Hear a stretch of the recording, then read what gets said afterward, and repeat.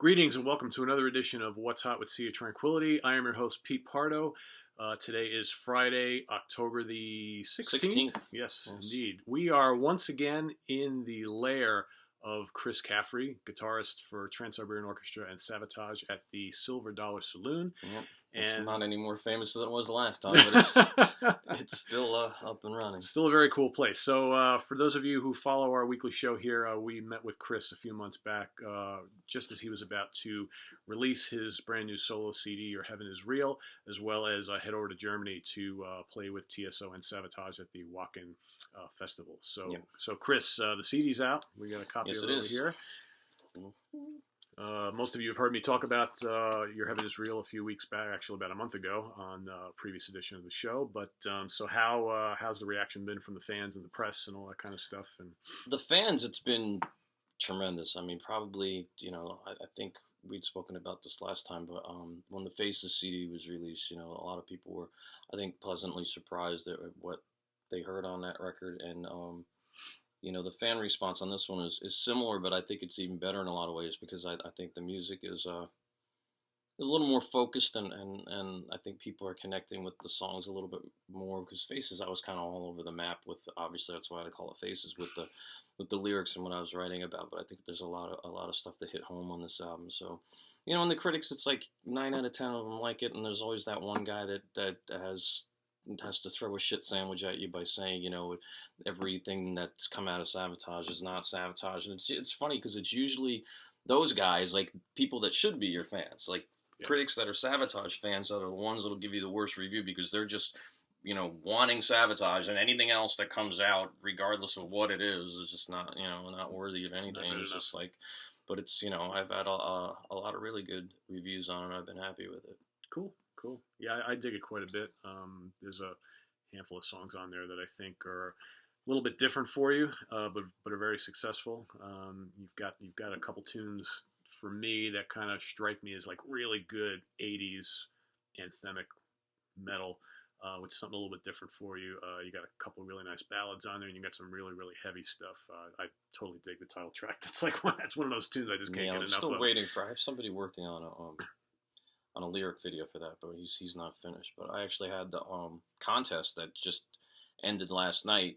Then I have to watch the videos that I got over the weekend for the song Why? People to do lyric videos. But there was one in particular that actually came in yesterday that blew Wilbur's mind. Wilbur liked it. So. Look who's here. Yes, he is. He's ready for the tour. He's going to be out on the TSO tour signing autographs. Awesome. I'm going to get him a little Wilbur stamp, actually, so he can... Although, actually, he should be wearing a Mets jersey, and he should be wearing something Halloween. Well, that's why I can't find the Halloween hat. I had one, and he has a Savatage hat, too, and I lost it. But since we're gearing up for TSO, I figured that he'd at least have that on. And since I was wearing my Syracuse hat, he's got his shirt on because, my partner in crime. But, yeah, it's funny because I trademarked the name Metalfant, and I'm going to be making a kid's clothesline with...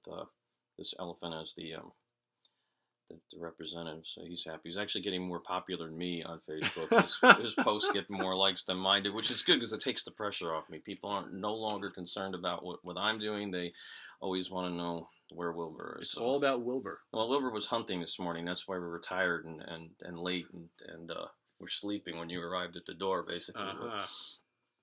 Right. He does good, though. He got his first turkey a couple weeks ago. He's happy. All right. Yeah. Boy, Wilbur. Wilbur's the new star of the family here. He is. He's a rising star.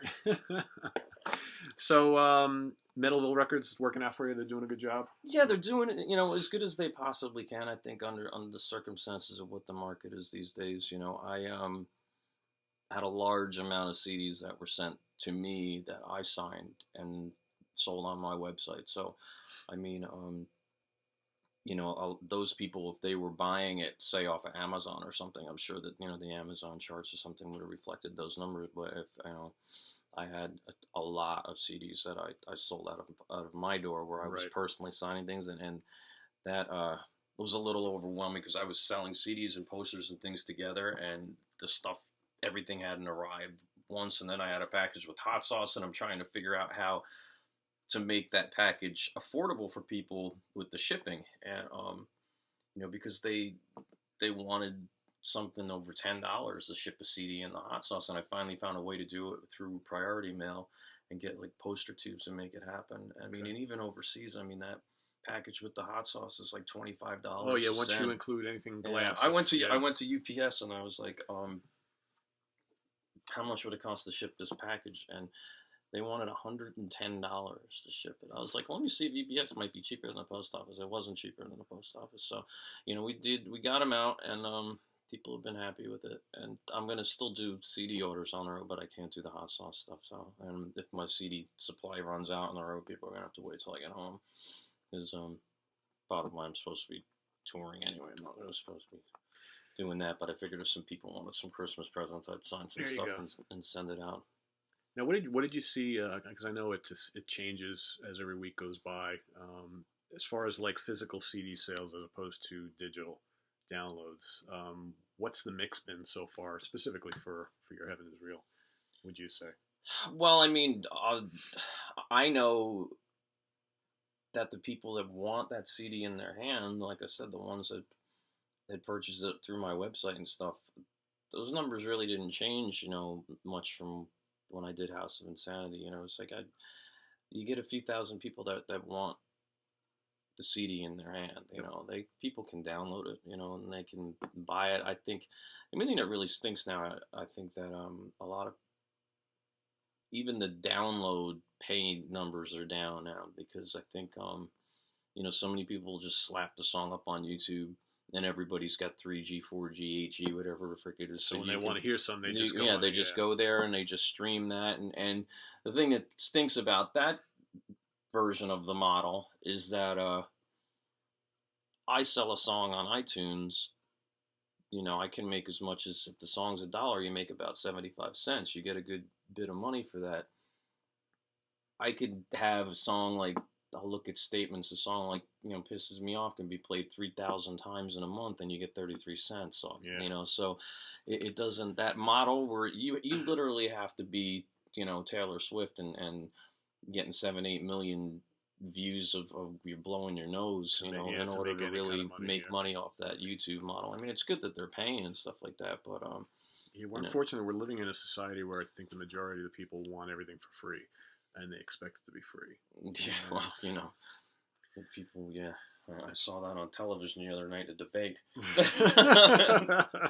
We need the Danish model. It's like, alrighty. Do you realize they pay a flat rate of 60% in taxes to get that Danish model working there, Mr. Sanders? A flat rate. That's non-negotiable. Flat rate of 60%. I don't know about you, but if I'm making $10, I don't want to give $6 of it to some guy down the road that's not working.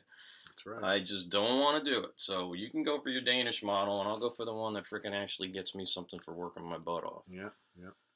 But we digress without getting political here. No, not getting political. But you just mentioned people wanted something for nothing. Yeah, but I just jumped on the nothing wagon. But yeah, well, I hear it's, you know, it irks me, but that's unfortunate. That's the way things are nowadays. Yeah. So Wacken. Yes, sir. So that was a pretty wild event.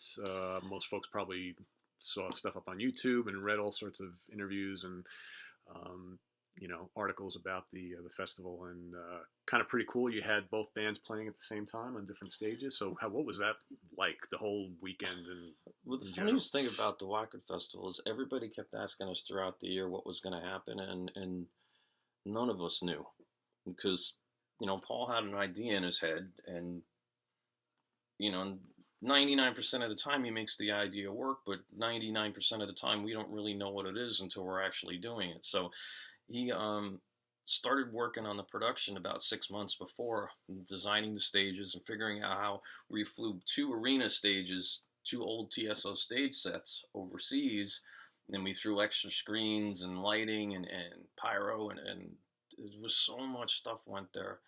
And we spent 3 weeks rehearsing, like, solid, you know, just coordinating this. And Al Petrelli had spent some time, you know, setting up click tracks, because in order to play 2 bands on 2 different stages at once, it's impossible to do through any conventional means. Like, you can't just turn on and play and listen to the guy. So we had to go into in-ears, and we had to have, ways to make sure we were locked. I mean, how are you going to start and stop songs exactly the same if you can't see a drummer? Yeah.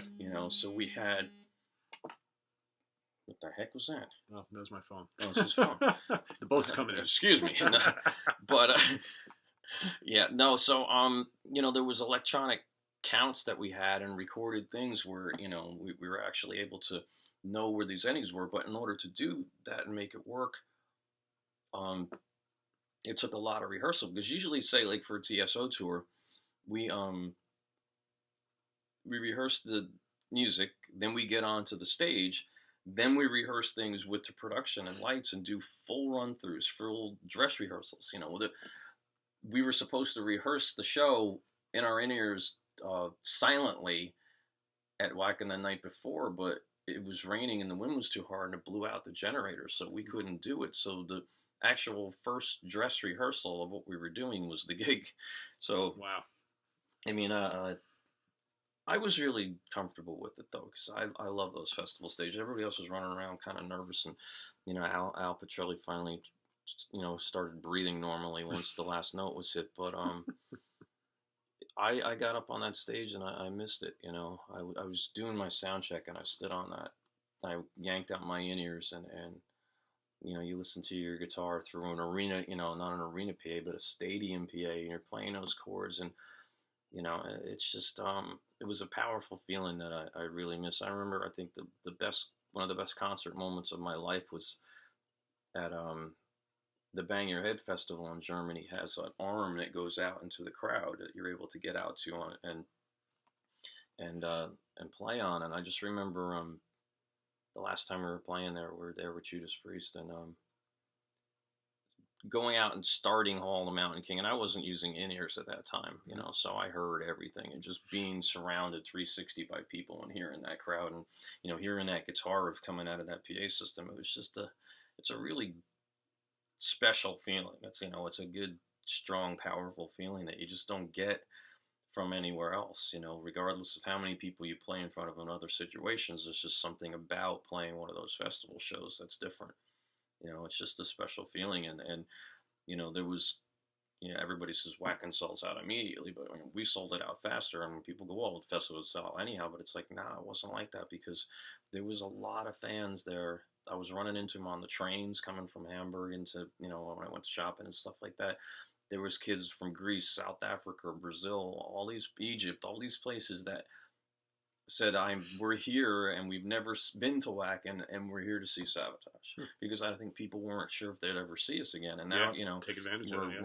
We're talking about things, and we're hoping, everybody's really hopeful that things are gonna, maybe fire up again and something's gonna happen with it. But we'll see what happens, because everybody was saying we're never gonna play again, and we did. So now it's exciting to think that the band, could be back and doing those shows like that again. And now Zach is out on the TSO tour. Now he's on TSO's East Side, which is going to be fun for us. I get to tour with Zach, and he's always funny. He was my roommate in Savatage when we used to tour, so it was a lot of fun. I had a lot of fun with Zach. So it's going to be good, and we'll see what happens. But the show itself, Savatage went up and we played, and then TSO went on the other side and did their thing, and I came in for a few songs, and we kind of interchanged with the West Coast guys, and then ran back over to the other side, and we just played together as one huge band on two stages, and played at music that Paul and John and myself and Al had worked on for the last 30 years. Basically, it's kind of a celebration, and it worked. Everybody stayed. It was raining like crazy, and usually, it was like a foot of mud. And usually these kids don't stick around. They don't stick around a lot of times through those circumstances, but they did with this. And, it was great. And other than a couple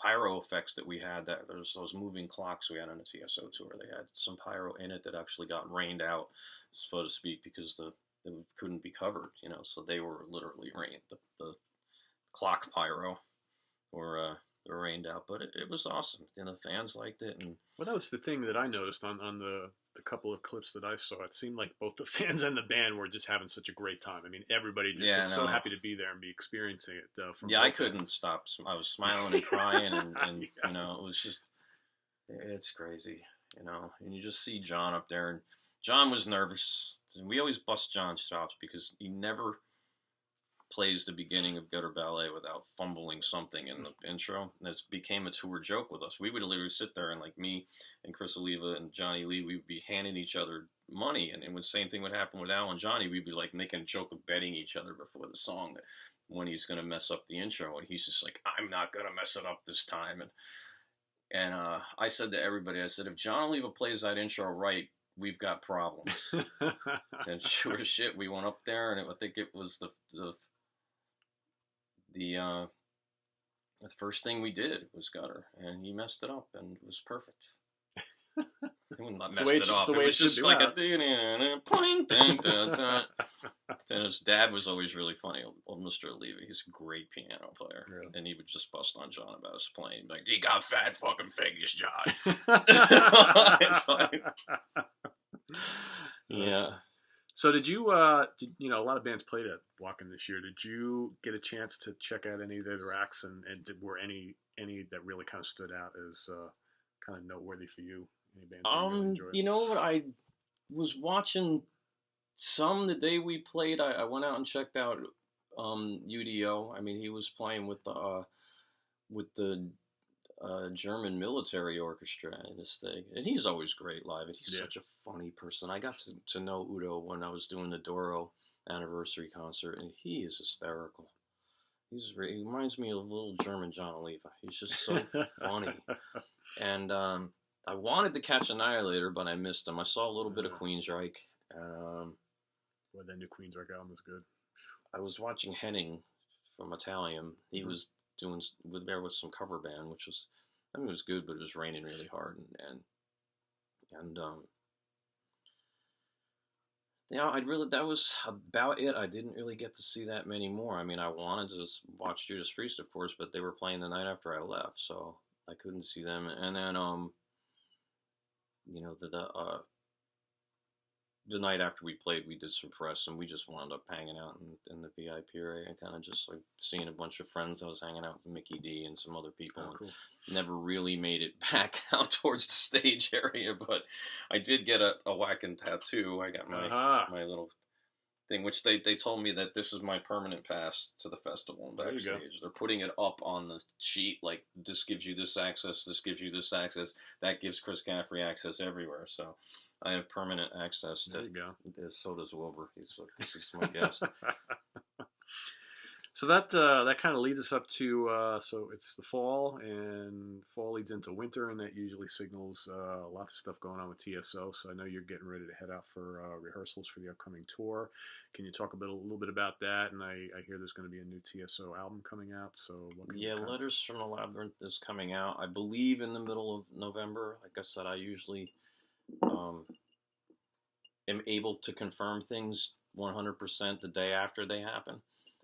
So I don't like to better guess. Late than never, right? Yeah. Well, I mean, it's different nowadays because, you know, it's so, things happen so quickly. You can release things so quickly, and you know, if people are doing digital releases first and what have you. I mean, we just are obviously going to want to shoot to have the record in our hands to sell at the shows starting on the 18th. So we're going to do some new material from that, which a few of the songs we did live at Wacken, actually, which is, it's funny with Paul because TSO's never played a festival and never played, you know, outdoors other than a couple of our own shows under our own control. So here's Paul, biggest metal festival in Europe. We've never played a festival under these circumstances, and he opens up TSO set with a brand new song that's never been released. So it's just like, we want to talk about the genius behind that. Him, I was like, well, it's a pretty gutsy move, but I mean, it worked. It's a great song, but it was just kind of funny that, I mean, it was actually 3 songs in the set that were actually 4 that were, you know, never released. You could probably do that in Europe. You know, I don't know if you can get away with that here in the States because people here just want to hear what they know, and it's a little more difficult to get over new material here. But I think in Europe you can probably do that.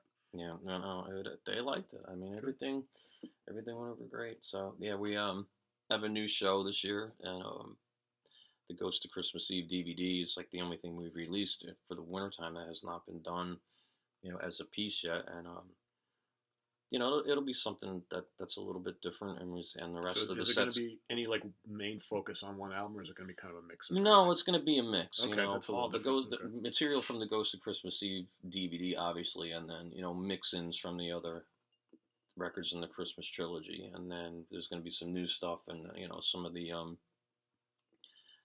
stuff off of Night Castle, and some of the stuff uh,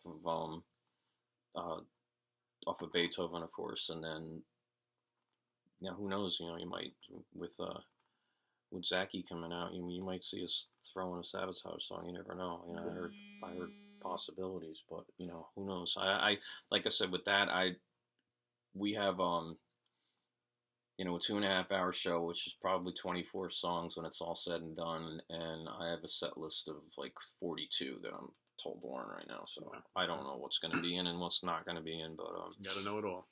Yeah. Well, that should be fun. So what's the first date of the tour?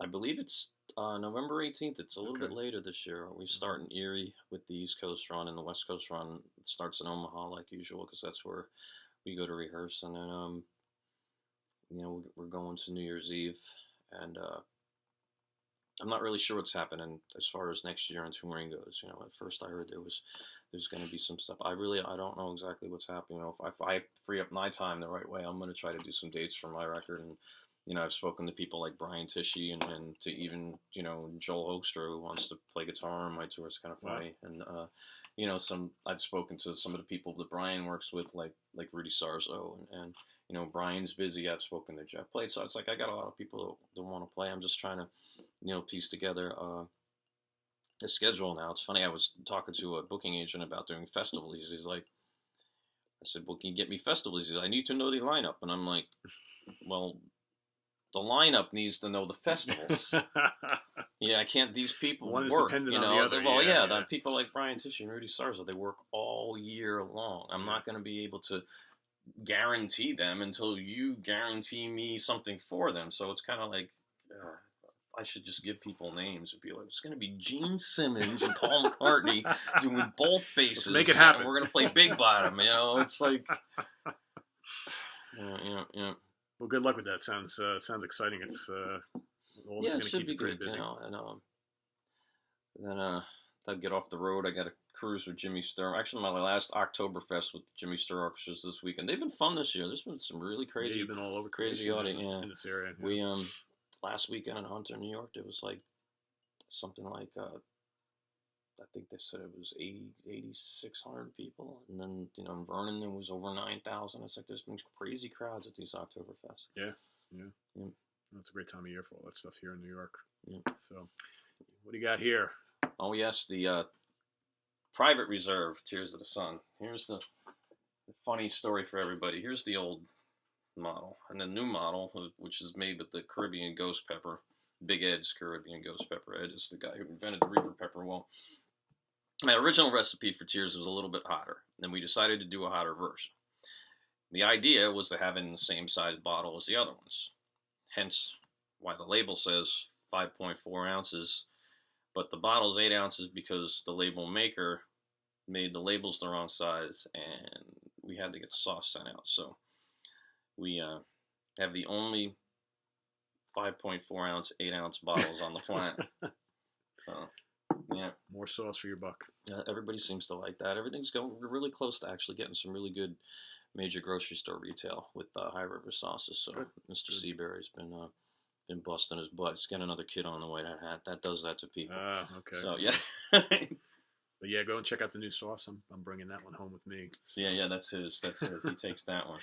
He's not taking Wilbur. No. We're just going to stay. So we got, to close this out today, we got some new releases to talk about. Everybody's friend and current UFO guitarist Vinnie Moore, Aerial Visions. Have you heard this yet? No, but I've heard good things about it. It's really good. I just, in fact, for folks who go onto the website regularly, we just posted a review of this the other day. It's pretty hot. You know, it's got a mix of, some of his neoclassical stuff, but more importantly, a lot of the kind of like blues rock that he's kind of perfected in UFO is on here. There's a killer version of ZZ Top's LaGrange. A lot of fun, great guitar work. He's got Dave LaRue on bass on a couple tunes. So it's, really, really good guitar instrumental CD. Vinnie Moore. Let's see what else on the blues rock vein. The new one from the Lizards, Reptilicus Maximus. If you have not, let's see if we can get that glare out of there. This is basically Bobby Rondinelli, Mike DeMeo, former Riot vocalist, Randy Pratt, Patrick Klein, and Scott the Doctor Thebitz on keyboards. The Lizards, for those of you who live in the New York area and regularly go out to see live shows, the Lizards have been a pretty busy band on the circuit for quite a number of years. They've opened up for a lot of the major rock acts, hard rock acts on the scene. Just another really solid album from them. If you like 70s style hard rock, you really can't go wrong. DeMeo sounds great. Rondinelli's, thunderous as always. Bobby. I worked with Bobby with that Sunred Sun thing for a little while. It was fun to play with him. He's a good guy and a great beast, player. Yeah, he is. So check that one out. We got a cool John Wetton compilation. John Wetton, of course, bass player, vocalist, formerly of King Crimson, currently with Asia. He's also been in UK. It's called the Studio Recordings Anthology. And I'm trying to get rid of that glare. There we go. Basically, this takes some of the best tunes from Wetton's 6 solo albums. So you got stuff from Archangel and Battle Lines. Even though he had one solo album. Yeah, he hasn't been doing a lot of solo records lately, but in the 80s he put out quite a few of them. If you like the Asia stuff, most of this material is kind of similar. So it's kind of like that melodic rock, pop. Asia, of course, another band that Al's played. I don't think there's a band on the planet that Al. Yeah, he did. He briefly was in Asia. Yeah, that's he right. was in Asia. Yeah. Didn't he play with Meatloaf too at one point? Or am I thinking of something else? I don't know. He was played. Yeah, he's at one point in time, whether it was Hammond or bass or guitar, somebody just phoned up Al. It's awesome. This one hot off the presses. Blues guitarist Joe Bonamassa, live at Radio City Music Hall. Joe headlined 2 nights at the historic Radio City back in January of this year. First time ever he played at the venue, and this highlights, some of the best stuff from the 2 nights. Half the set is acoustic, half the set is electric, so you got a nice cross section of some of his best material. But the good thing, for those of you Bonamassa fans, he puts out a live album. It seems like every year. The good thing about all these live albums is that the set list, the song lists on most of them are different. So it's not like if you have the Carnegie Hall or the any of the other ones that you're going to get all the same songs. So this is really good. It comes with a Blu-ray, so it's a CD and a Blu-ray. The Blu-ray's got, again, highlights, or actually most of the show. Really, really good quality sound-wise and picture, high definition. And it's got a cool little documentary, kind of a behind-the-scenes thing. So that's a lot of fun. Also related to Bonamassa, he's got another band called Rock Candy Funk Party. This is their second album. It's called Groove is King. On bass, he's got his drummer from his solo band, a bunch of other musicians, mostly instrumental, kind of funky jazz type of thing. Really, really good. They call themselves Rock Candy Funk Party, and the name of the CD, Groove is King, is for a reason. The grooves on here are just like ridiculous. So, great guitar work. The rhythms are hot. It's just, all around a lot of fun. And with that, to kind of close us out, we always do a little piece called Forgotten Favorites, where we look back on some of kind of the unsung albums from the 70s, 80s, 90s, and whatever, and stuff that's kind of near and dear to my heart. So today I pulled out one by a band that I've always loved, that I always felt didn't get the recognition they deserve, and that's Trapeze. Great band. Most people, you hear Trapeze, they think of their album Medusa, which is probably their best. It's their most famous. The heaviest song ever written, Medusa. Oh yeah, it's killer. But I like this album a lot too, and it's You Are the Music, We're Just a Band. Came out right after Medusa, and this is actually the last album that Glenn Hughes appeared on before he went and joined Deep Purple. So it's Mr. Mel Galley on guitar, the late Mel Galley, Dave Holland, who went on to join Judas Priest, and now he's in prison, and Glenn Hughes on bass and vocals. So this has got some great tracks. It's just a great hard rock album. The funk element is here. The title track, Way Back to the Bone, is my favorite tune on here, Keeping Time, and Glenn's kind of signature song from back then, Coast to Coast.